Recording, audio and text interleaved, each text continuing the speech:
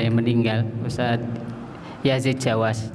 Nah itu kemarin ada yang sholat di kubur beliau. Nah ini sekarang banyak istilahnya apa namanya fitnah gitu kan.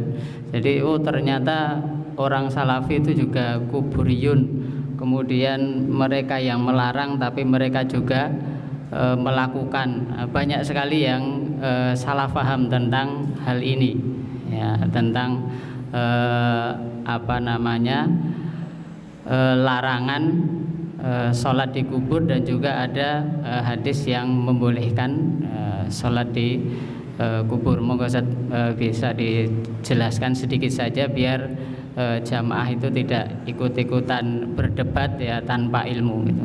Terima kasih. Baik, ini sebenarnya sudah mau ditutup. Berhubung yang tanya senior saya di pesantren. Nah ini yang tanya senior saya di pesantren, gimana lagi? Kalau saya tidak dijawab, nanti bisa ditutup saya.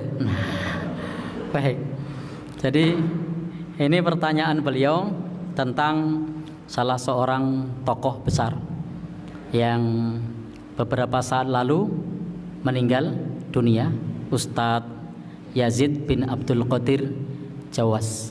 Semoga Allah Subhanahu wa taala merahmatinya, menerima amal ibadahnya, dan mengampuni dosanya. Baik, pertanyaannya bukan tentang meninggalnya, tapi tentang sholat di pemakaman. Karena viral tentang orang-orang yang melaksanakan sholat jenazah.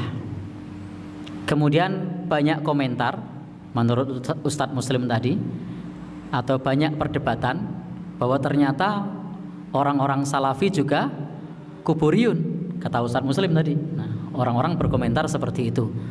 Nah, lalu sebenarnya dalam hal ini bagaimana? Baik, memang ada larangan bagi kita untuk sholat di kuburan atau menghadap kubur. Sholat apa? Sholat yang ada rukuk dan sujud. La tusallu ilal kubur. Janganlah kalian sholat menghadap ke kubur. Itu memang dilarang. Jadi kita tidak boleh sholat menghadap ke kubur. Termasuk masjid pun itu dianjurkan, idealnya tidak menghadap ke arah kubur. Kalau ternyata menghadap ke arah kubur, maka hendaknya ada pembatas. Bisa dinding, bisa jalan. Kalau tidak ada pembatas, maka alternatif yang lain adalah usahakan kuburnya tidak terlihat, tidak nampak. Karena memang ada larangan untuk sholat menghadap ke kuburan. Tetapi untuk sholat jenazah itu ada banyak hadis dari Nabi. Bahkan Imam Nawawi sendiri, salah seorang ulama mazhab Syafi'i, itu mengutip di Riyadhus Shalihin. Nah, beliau menyusun hadis Riyadhus Shalihin. Di situ ada salah satu hadis yang beliau cantumkan di situ adalah tentang seorang marbot masjid. Nah, tentang seorang marbot masjid yang meninggal dunia dan Rasul telat mendapatkan kabar. Maka Rasul bertanya, di mana marbot masjid ini? Para sahabat mengatakan sudah meninggal dunia. Maka lebih lanjut, kemudian Nabi mengatakan, tunjukkan kepadaku di mana kuburnya.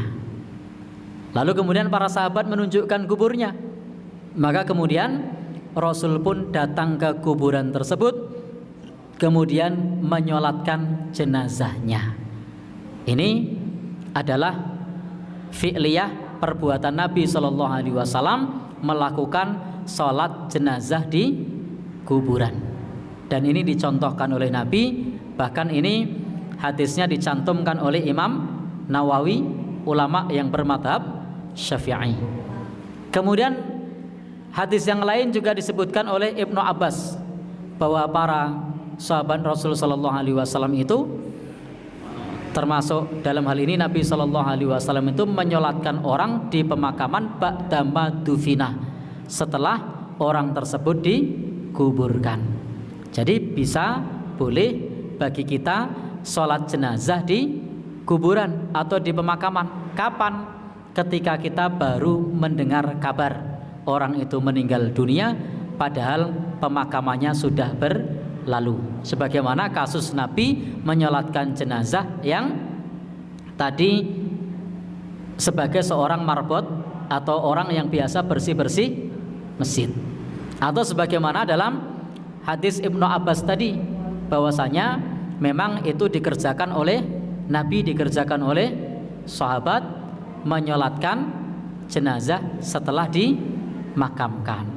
Sehingga ketika kita belum sempat menyolatkan jenazah, maka boleh kita datang di makamnya untuk menyolatkan di kuburan. Sholat yang tidak ada rukuk, sholat yang tidak ada sujud.